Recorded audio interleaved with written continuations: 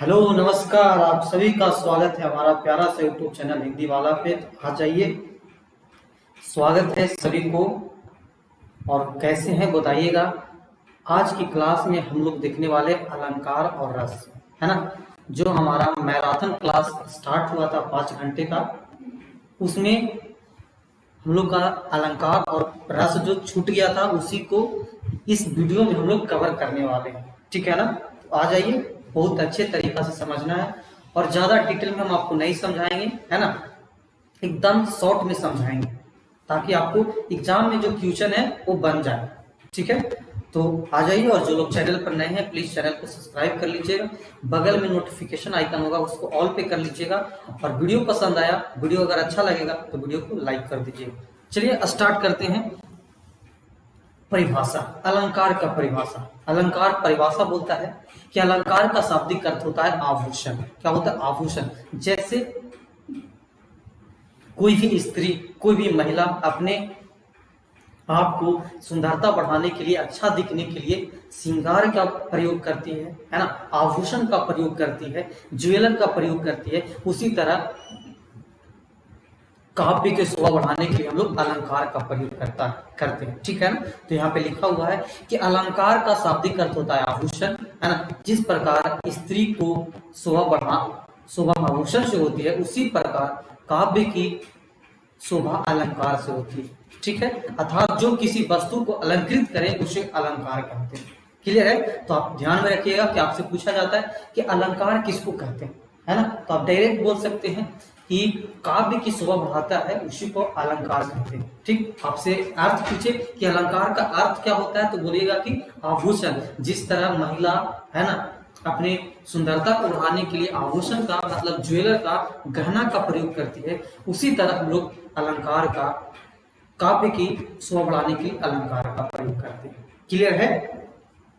चलिए अगले स्लाइड की ओर बढ़ते हैं। और अगला स्लाइड आपके पास है।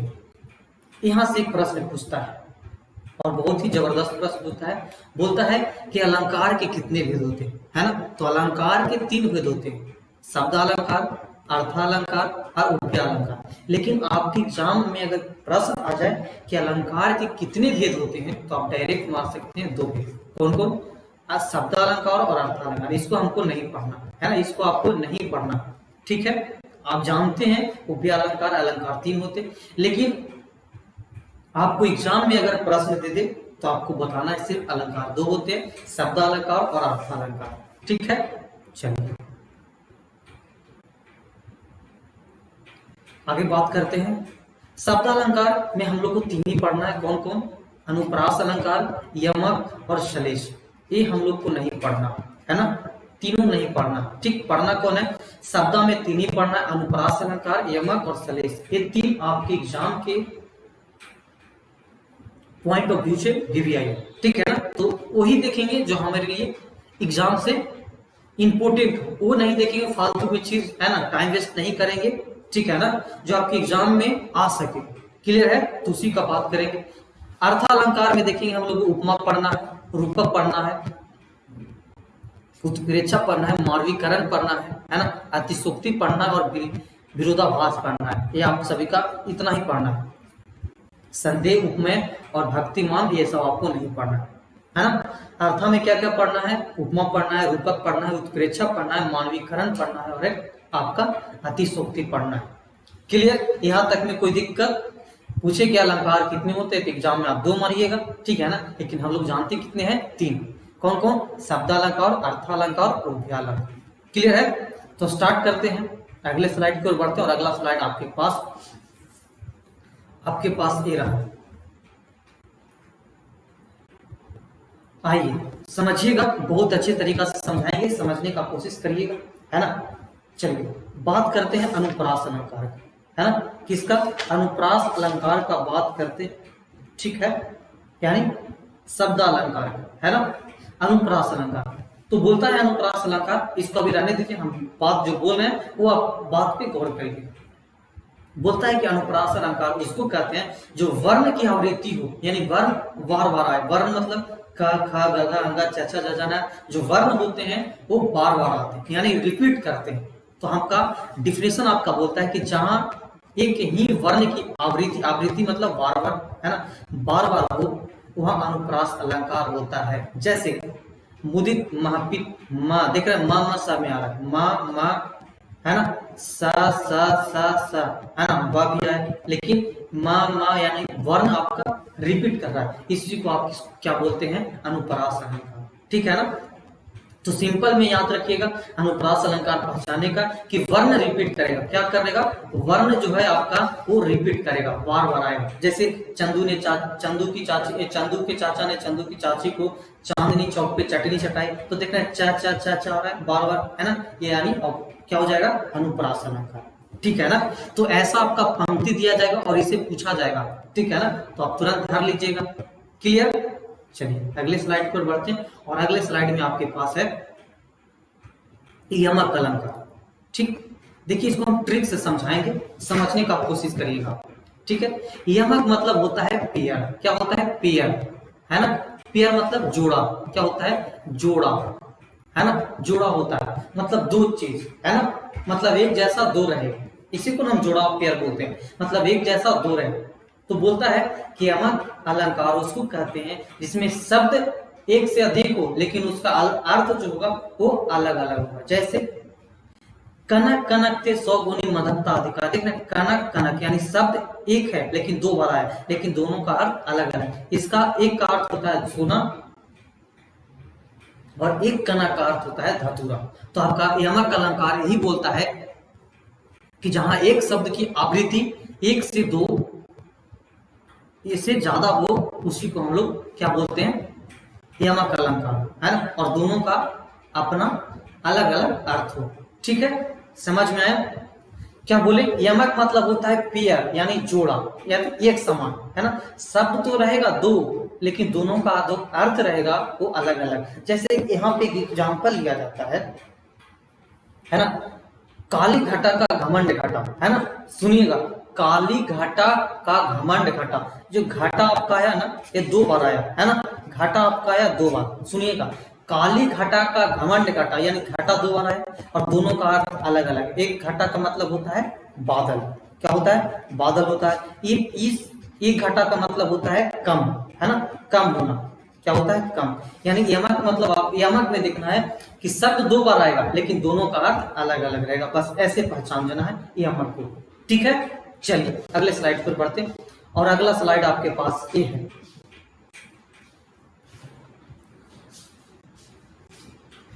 अगला स्लाइड बोलता है कि सलेश अलंकार, है ना, सलेश मतलब होता है चिपका हुआ, है ना, चिपका हुआ। जैसे आप बुक ले लिए तो बुक के अंदर बहुत सारा पेज होता है ना, तो इसमें बोलता है कि शब्द एक रहेगा लेकिन उसका अर्थ जो होगा वो बहुत सारा होगा।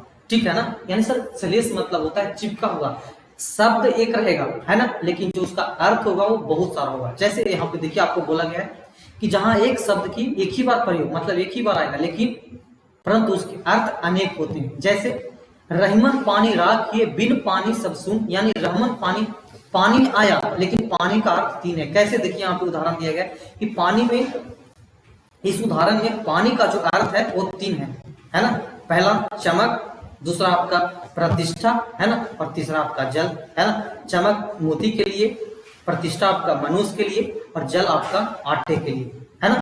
तो सलेश में यही बोलता है, सलेश मतलब होता है चिपका हुआ, मतलब एक शब्द में बहुत सारा अर्थ होगा। शब्द एक बार आएगा लेकिन उसका जो अर्थ होगा वो बहुत सारा होगा। बताइए, क्लियर है,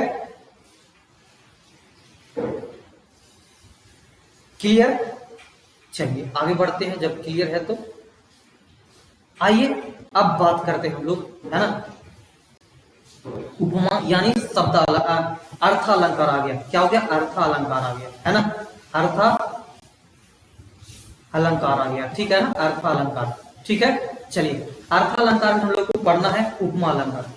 तो उपमा में बोलता है ना कि देखिए इस आप इस परिभाषा को पढ़िएगा तो आपको उतना समझ में नहीं आएगा। ठीक है ना, हम आपको बताते हैं कैसे पहचानना है ना,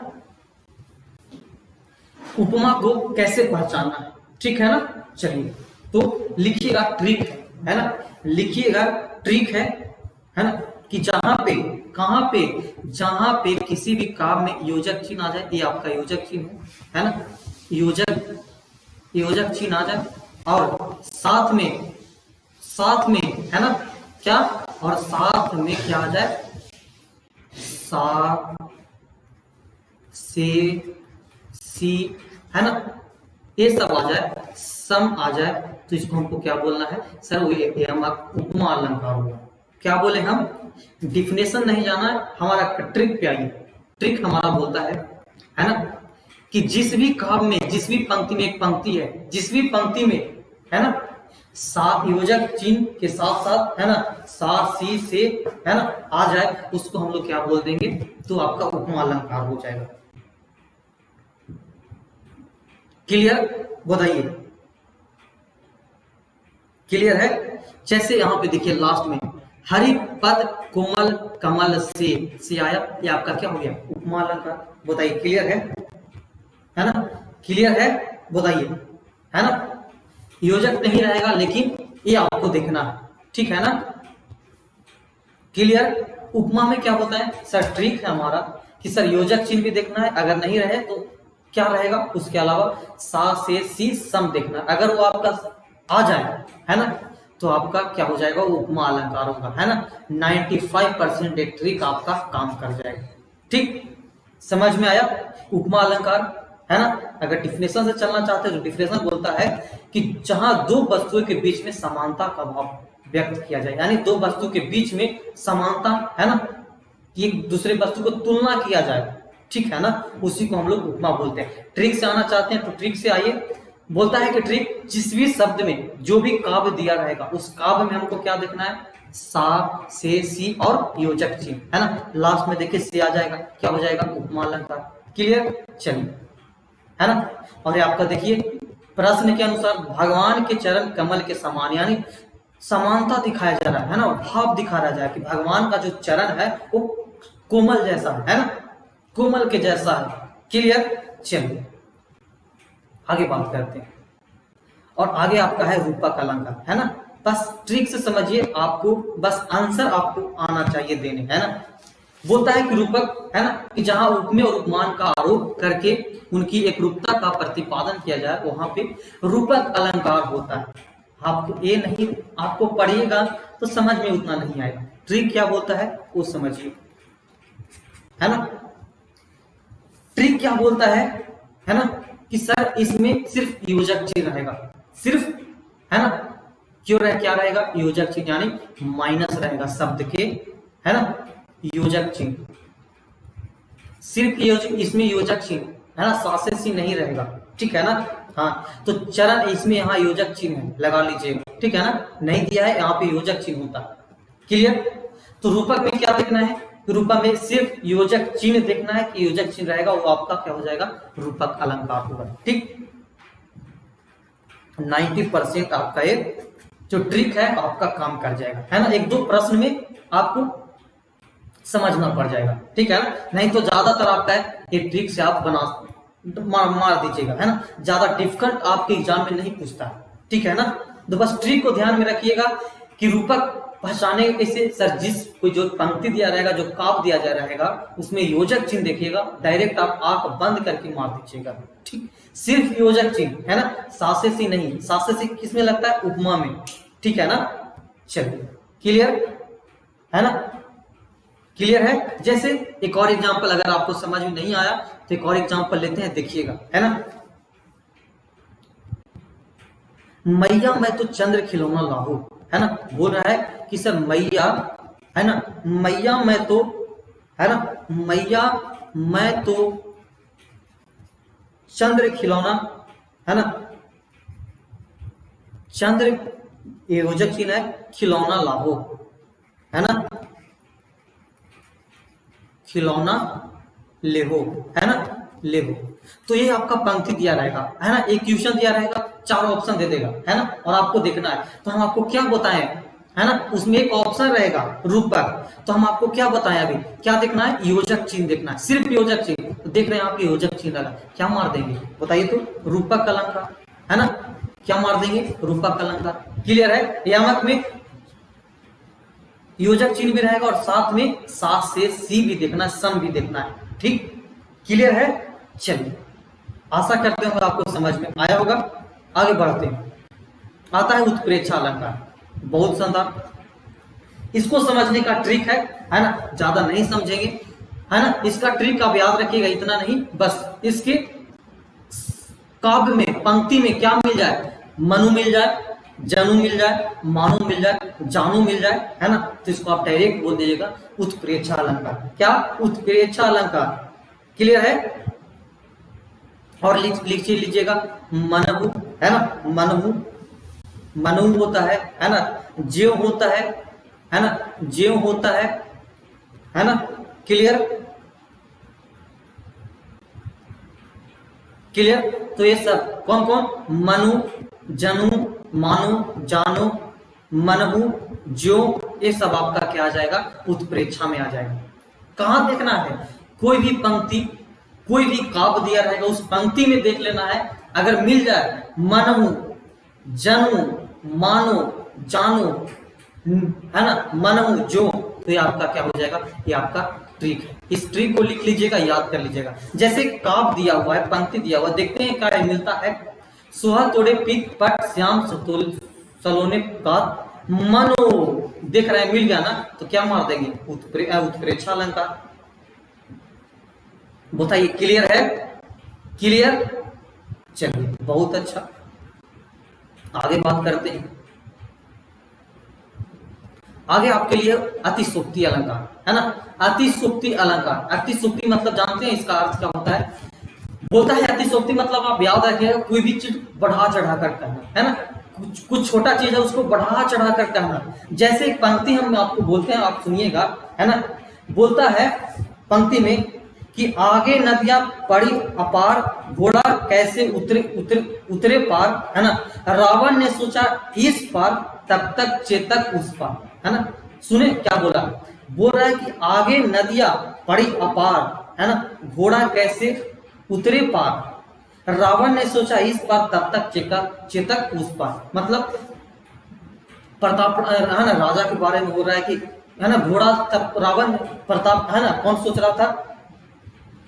राणा जो था वो सोच रहा था कि कैसे घोड़ा उस पार पहुंचेगा, तब तक घोड़ा उस पार, है ना। यानी बढ़ा चढ़ा कर बोल रहा है, ठीक है ना, बढ़ा चढ़ा कर बात करेगा।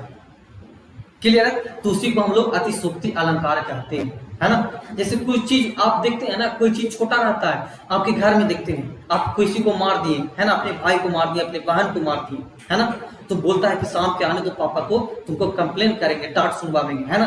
तो आप छोटा चीज कुछ करिएगा, लेकिन आपके पापा के सामने देखिए ना, पापा हमको ये ऐसे कर दिया, वैसे कर दिया, ये बढ़ा चढ़ा कर कहना, वही आपका क्या हो जाएगा? अतिशोक्ति अलंकार हो जाएगा।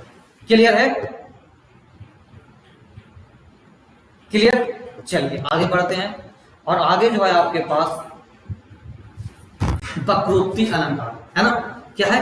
वक्रोक्ति अलंकार। वक्रोक्ति अलंकार किसको कहते हैं समझिएगा, है ना। वक्रोक्ति अलंकार जहां सुनने वाला वक्ता के शब्दों को मूल आशय से भिन्न अर्थ लगाता है, वहां वक्रोक्ति अलंकार होता है ना। इसका दो भेद होते हैं, ठीक है ना। एक काव्य वक्रोक्ति, एक श्लेष। ये आपको नहीं पढ़ना, हम आपको वहां पे कटवा दिए थे, है ना, हम आपको वहां पे कटवा दिए थे, ये आपको नहीं पढ़ना। आपके एग्जाम से उतना वीवीआई नहीं है ना, आपके एग्जाम में आने की चांस नहीं रहती। क्लियर है? तो इसको रहने देते, नहीं पढ़ना। जो आपके एग्जाम में वीवीआई उसको ही पढ़ना। क्लियर है? चलिए आगे बढ़ते हैं। विरोधाभास, देखिए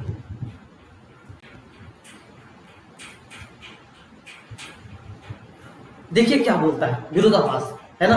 बोलता है विरोधाभास, जहां विरोध ना होते हुए भी विरोध। देखिए इसको समझिएगा, विरोधाभास का मतलब समझिएगा। बोलता है कि जहां पे विरोध ना होकर भी विरोध का, है ना, आसार लगे कि नहीं विरोध हो रहा है, वहां पे विरोधाभास अलंकार होता है, ठीक है ना। क्लियर? जैसे या अनुरागी चित्त की गति समझे नहीं कोई, ज्यों ज्यों बढ़े श्याम रंग, त्यों त्यों उज्जवल कोई। जैसे देखिए यहाँ पे अर्थ क्या बोल रहा है, यहाँ कहा गया है कि श्याम का रंग जो है काले रंग, अर्थात श्री कृष्ण की भक्ति में मन जितना अधिक डूबता है उतना ही अधिक उज्जवल होता है ना। यानी विरोध किया जा रहा है, विरोध ना होकर भी विरोधा का आभास किया जा रहा है ना। उसी को क्या कहते हैं? विरोधाभास कहते हैं। क्लियर है? समझ में आया? तो क्या बोलता है कि जहां विरोध न होते हुए भी विरोध का आभास किया जाए, है ना, वहां पे विरोधाभास कहलाता है। जैसे देख लिया ना कि श्याम का रंग काले रंग, अर्थात श्री कृष्ण की भक्ति में मन जितना है नहीं लेकिन बोल रहा है ना, हो जा रहा है ना। तो बोलता है कि श्री कृष्ण के भक्ति में मन जितना अधिक डूबता है उतना ही उज्जवल होता है। क्लियर है? तो जहां पर विरोध ना हो लेकिन फिर भी उसका आभास हो जाए, वहां पे विरोधाभास करते हैं। क्लियर है? चलिए आइए, अब आपके पास आता है रस, है ना। रस को समझिए और जानते हैं रस ये आपके लिए VBI, रामबाण जिसको आप बोलते हैं ना VBI, प्रश्न यही से बनते हैं, क्वेश्चन यही से बनेगा। वो उतना है ना डिफिनेशन से नहीं बनता है, प्रश्न आपका यही से बनेगा, है ना। ये आप समझ जाइएगा, आप सब चीज समझ जाइएगा, ठीक है। देखिए रस के प्रकार, है ना। पहला आपका आता है श्रृंगार रस, है ना। रस का मतलब आपको समझ में आता है, रस मतलब क्या होता है? तो रस का मतलब होता है आनंद। जैसे आप कोई चीज खाते हैं, है ना, कोई चीज सुनते मतलब गाना सुने तो आनंद आता है ना। अरे काला जामुन खाएं, है ना, रसगुल्ला खाएं तो देखते आनंद आता है खाने से। उसी तरह काव्य को पढ़ने से आनंद आता है, ठीक है ना, वही आपका रस कहलाता है, ठीक है। चलिए पहला आपके पास है श्रृंगार रस, दूसरा आपका हास रस, तीसरा करुण, चौथा रौन, पांचवा आपके पास वीर, छठा आपके पास भयानक रस, है ना, और सतमा जो आपके पास विभस रस है, और आठवां आपका अद्भुति रस, है ना, अद्भुत रस है, नौवां आपके पास शांत रस, और 10वां आपके पास है वात्सल्य रस, और 11वां आपके पास है भक्ति रस। कौन है? भक्ति रस है। क्लियर? और आपसे पूछे कि रस कितने होते हैं तो आप डायरेक्ट 11 बोलिएगा, ठीक है ना। कितना? 11। इसको थोड़ा बड़ा कर देते हैं, है ना, क्योंकि आपको दिखाई दे, है ना। क्लियर है? चलिए आपको दिखाई दे रहा होगा, है ना। श्रृंगार रस, इसको याद ही VBI है ना। आपका स्थाई भाई पूछता क्या है, देखिए प्रश्न कैसे बनाता है हम आपको बताते हैं। दे देगा कि श्रृंगार रस का स्थाई भाव क्या होगा, तो रति होता है ना। आप याद रखिएगा कि श्रृंगार रस का स्थाई भाव क्या होता है? रति। रति मतलब होता है प्रेम, है ना, प्रेम होता है, ठीक। हास रस, हास रस का स्थाई भाव हास होता है। जो भी अगर कोई काव्य दिया हुआ है, कोई पंक्ति दिया हुआ है, उसको पढ़ने से हंसी आए उसी को हास रस करते हैं, यानी हास रस कहलाता है। इसका स्थाई भाव क्या होता है? हास होता है, ठीक है। करुण रस, करुण रस का स्थाई भाव क्या होता है? शोक होता है ना। जैसे कोई चीज दुखी से व्यक्त किया जाए, है ना, कोई चीज कोई मर गया तो मतलब कोई दुख व्यक्त करता है, उसी को शोक बोलते हैं, है ना, यानी करुण रस। आपसे पूछता है कि शोक किसका अस्थाई भाव, है ना, मतलब शोक जो है वो कौन रस है ना। तो ऐसे पूछता है कि करुण रस का अस्थाई भाव क्या हो जाएगा, तो क्या हो जाएगा? शोक होता है। क्लियर है? तो ये आपको ध्यान में रखना है। रौद्र रस का क्या होता है? क्रोध होता है ना, कोई भी चीज क्रोध होता है ना, दुखी होता है। वीर रस का स्थाई भाव उत्साह होता है। जैसे वीर का बात किया, है ना, मतलब जुनून का बात किया, जज्बा का बात किया, है ना, आपने उत्साह है ना, वीरता का बात किया। क्लियर है?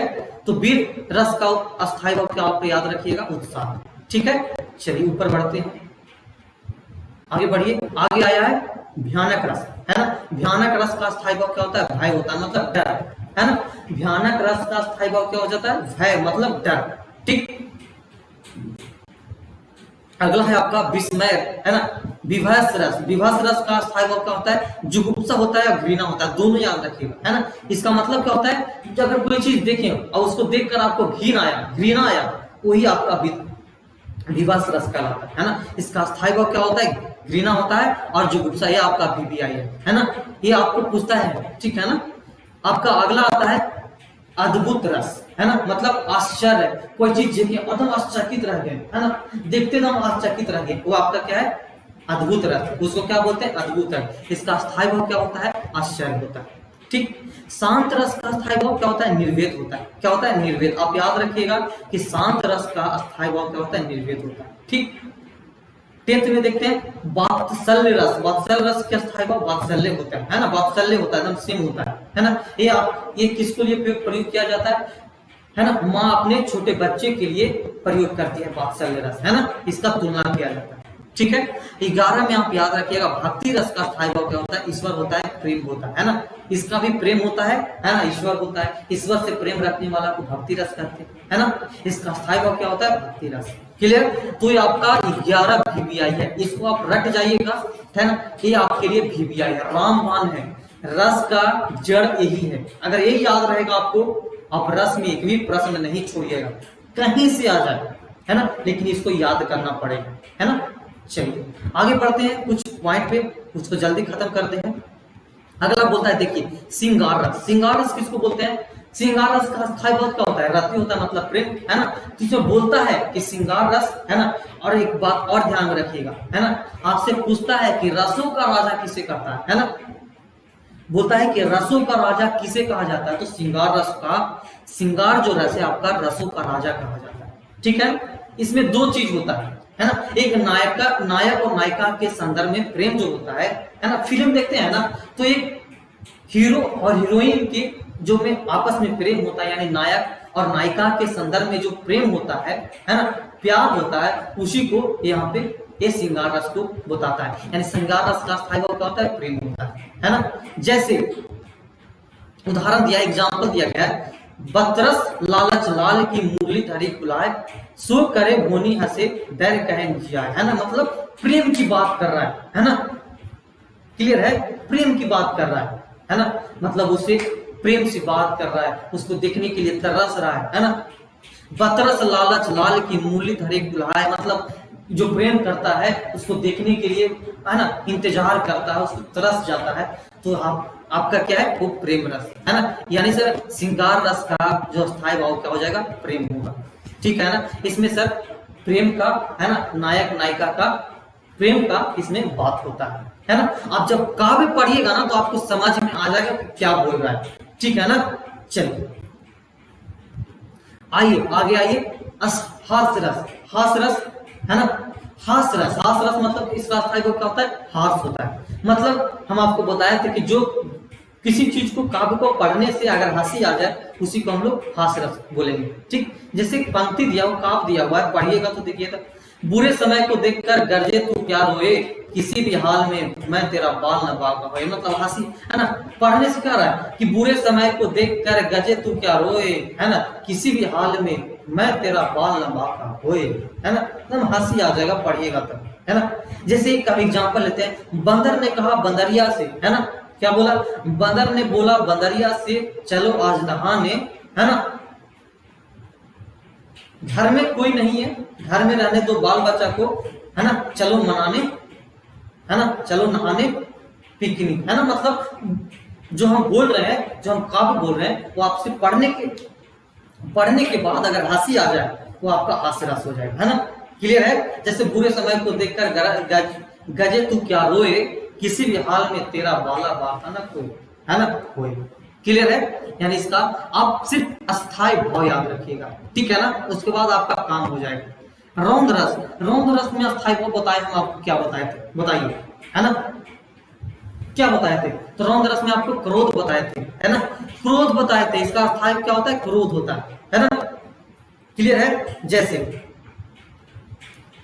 किसी भी चीज को पढ़ने से क्रोध आ जाए, है ना। जैसे श्री कृष्ण के सुन वचन अर्जुन शोक से जलन लगे, सब सिल अपना भूल कर करत युग मलने लगे, है ना। मतलब रोने लगे, है ना। श्री कृष्ण के बात सुनकर अर्जुन शोक जलने लगे, है ना। और सब सिल अपना भूल कर करत युग कर मसलने लगे, संसार देख अब हमारे शत्रु रन मूर्ख पड़े, करते हुए घोषणा हुए रह गए खड़े। यानी मतलब क्रोध का बात कर रहा है ना, क्रोध का बात कर रहा है ना। जब आप पढ़िएगा तो आपको तुरंत पता चल जाएगा, अच्छा क्रोध का बात कर रहा है ना। रोने, देखिए युग मलने लगे, है ना, मतलब रोने लगे, क्रोध का बात कर रहा है। क्लियर है ना, मतलब जुदाई का बात कर रहा है। क्लियर है। चलिए 4 में आइए, करुण रस। करुण रस किसको बोलते हैं बताइए, जिसको हम, है ना, इसका स्थायी भाव क्या बताए थे आपको, शोक बताए थे। क्या बताए थे, शोक बताए थे, है ना। कोई चीज, किसी चीज को आप पढ़ने से शोक पर, है ना, आ जाता है ना। बस किसी को देखिए दुख आ जाए, दुख व्यक्त कर दे, शोक व्यक्त कर दे, है ना, तो उसी को आपको क्या बोलते हैं हम लोग, करुण रस बोलते हैं। जैसे देखिए एग्जाम्पल दिया गया है, इसको पढ़िएगा तो आपको, है ना, शोक का पता है, दुख का बात करेंगे।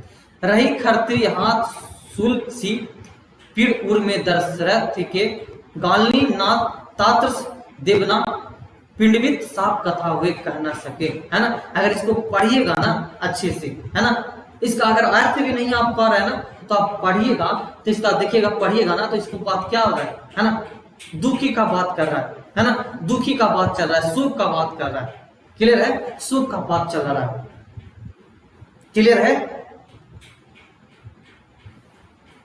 चलिए तो बस आपको अस्थाई भाव याद रखना, ठीक है ना, वही आपसे काम हो जाएगा, बस वही आपका वो बोलना, वही आपका रामबाण है। वीर रस किसको बोलते हैं, है ना, तो वीर रस उसको बोलते हैं सर जिसको उत्साह हो, है ना, हौसला हो, बुलंद हो, है ना। जैसे वीर रस का अस्थाई भाव क्या होता है, उत्साह होता है ना, मतलब हौसला होता है। जैसे देखिए आप पढ़िएगा तो हौसला आएगा, है ना, उत्साह होगा। बुदले हर बोलो के मुख हमने सुनी कहानी थी, खूब लड़ी मर्दानी हुए झांसी की रानी थी, है ना। देख रहे हैं उत्साह का बात कर रहा है ना, कि बुंदले हर बोलो के मुख हमने सुनी कहानी थी, खूब लड़ी मर्दानी वो तो झांसी की रानी थी, है ना। तो उत्साह का बात कर रहा है ना, जोश का बात कर रहा है ना। तो जहां उत्साह का बात करे वो आपका क्या हो जाएगा, है ना, वीर रस हो जाएगा। क्लियर है, चलिए आगे बढ़ते हैं। अद्भुत रस, है ना, किसी चीज को देखकर आप आश्चर्य हो जाएं, आश्चर्यचकित हो जाएं, उसी को क्या कहते हैं, अद्भुत रस, यानी आश्चर्य, इसका अस्थाई भाव क्या हो जाएगा, आश्चर्य हो जाएगा। क्लियर है, जैसे आगे आइए देखिए एक एग्जाम्पल लिया गया है। देख यशोदा शिशु को मुंह में संकर विश्व की माया, देख रहे हैं यशोदा जो है वो शिशु के मुंह में क्या देख रही है, शंकर यानी देख रही है, तो आश्चर्यचकित रह गई, देखते रह गई यशोदा मैया, है ना। कृष्ण के मुंह में जो शंकर विश्व की माया को देखते रह गई, है ना, मतलब आश्चर्यचकित रह गई। देख रहे पढ़ने के साथ ही आपको पता चल गया कि आश्चर्यचकित रह गई, है ना। तो मतलब क्या हो गया, कौन सा रस हो गया बताइए, तो अद्भुत रस हो गया। क्लियर है, क्या हो जाएगा, अद्भुत रस, जिसका अस्थाई भाव क्या होता है ना, क्या होता है, आश्चर्य होता है। क्लियर है, चलिए अगला प्रश्न देखिए। अगला बोलता है आपके पास विभास रस, है ना। विभास रस, विभास मतलब क्या आपको पता है, हम आपको बताए थे। विभास का अस्थाई भाव क्या होता है ना, जिगिप्सा होता है, जुगुप्सा होता है और घृणा होता है। मतलब कोई भी चीज है उसको देखने से, पढ़ने से आपको घृणा आ जाए, है ना, घिन आ जाए, है ना, तो उसी को हम लोग क्या बोलते हैं, विभास रस बोलते हैं, ठीक है ना। जैसे एग्जाम्पल लिया गया है, देखिए इसको पढ़िएगा तो आपको आएगा। आंख निकल उड़ जाते हैं, आंख निकल उड़ जाते हैं, क्षण भर उड़कर आ जाते हैं, सब जीव खींचकर कावे चुभल चुभल कर खाते। देख रहे हैं कोई मर गया है ना, कोई जो जानवर है वो मर गया है, उसको जो है ना जीव और कौवे चुभल चुभल कर खा रहे हैं। यानी आप देखिएगा तो आपको देखने से, अगर देखते होंगे कहीं पे, है ना, तो उसको कौवा जो होता है ना, उसको खोद खोद कर खाता है, तो देखते तो घिन आता है ना, तो वही बोलता है ना, विभास रस, कि जिसको पढ़ने से, है ना, घृणा आ जाए, जुगुप्सा आ जाए, है ना, उसी को हम लोग क्या बोलते हैं, विभास रस बोलते हैं। क्या समझ में आई बात, क्लियर। चलिए अब आता है आठवां भयानक रस, है ना। भयानक मतलब भय, मतलब डर होता है। कोई भी चीज को देखने से या पढ़ने से अगर डर आ जाए, है ना, तो उसी को हम लोग क्या कहते हैं, भयानक रस कहते हैं, ठीक है ना। जैसे अखिल, है ना, देखिए अखिल यौवन के रंग उभार, हड्डियों के हिलाले कंकाल, है ना, कचों के किचन किचने वाकाले, व्याल के चोली कांच जीवार, यानी कंकाल, कंकाल मतलब, है ना, हड्डी। कोई मरता है तो उसका कंकाल मतलब क्या होता है, कंकाल मतलब हड्डी। तो उसको देख लिया, अचानक देख लिया तो डर गया, है ना। यही तो आपका भयानक रस है ना। इसी को भयानक, जिसको पढ़ने से, है ना, सुनने से आपको डर आ जाए, है ना, भय आ जाए। भय मतलब क्या होता है, डर आता है ना, डर होता है। मतलब जिसको पढ़ने से, सुनने से अगर डर उत्पन्न हो जाए, उसको आप लोग क्या कहते हैं, हम लोग भयानक रस कहते हैं। क्लियर है। जैसे कंकाल था, तो कंकाल को देखेगा, है ना, तो क्या हो जाएगा, डर जाएगा। हड्डी को देखेगा अचानक तो डर जाएगा अंधेरा में, है ना, भूत आ गया। आइए आगे शांत रस की बात करते हैं, है ना। शांत रस बोलता है कि इसका अस्थाई भाव क्या होता है, निर्वेद होता है, ठीक है ना। क्या होता है, निर्वेद होता है। क्लियर है। और इसको, है ना, परमात्मा के लिए, है ना, इसका जैसे भगवान के लिए यहाँ पे किया जाता है ना, भगवान को आस्था करने के लिए, भगवान को पूजा करने। देखिए पढ़िएगा तो आपको ना, है ना, पता चलेगा। जब मैं था हरि नादी, अब हरि मैं नाही, अब अंधरिया मिट गया, अब दीपक दया माही, है ना। तो आप पढ़े तो देख रहे हैं शांति का बात कर रहा है ना, एकदम शांत, मतलब निर्भीक। जैसे ही पढ़िएगा ना तो एकदम शांत, मतलब जब मैं था तब हरि नहीं, बोल रहा है कि जब मैं था तब हरि नहीं, अब हरि हूं तो नहीं, है ना। मतलब जब मैं हरि था, है ना, तो नहीं, अब हरि हूं तो नहीं, अब अंधेरिया मिट गया, अब दीपक देखिए माही, है ना। मतलब शांत का बात कर रहा है ना। जब कोई भी काव्य पढ़िएगा, कोई पंक्ति पढ़िएगा, वहां पे शांत का बात कर दे, है ना, मतलब शांति चीज बात हो, वो आपका क्या होगा, शांत रस हो जाएगा। क्लियर है। इसका स्थायी भाव क्या होता है, निर्वेद होता है। तो स्थायी भाव आपको याद करना है, बहुत इंपॉर्टेंट। ठीक है, चलिए अगले प्रश्न 10वां आपका वात्सल्य रस, है ना। इसका तुलना क्या होता है, इसका स्थायी भाव क्या होता है, वात्सल्य होता है, सेम टू सेम, है ना। जिसको आप कैसे पहचानिएगा, तो बोलता है कि इसमें छोटे बच्चों अपने माँ के प्रति प्रेम का अभाव करवाता है ना, तुलना करवाता है।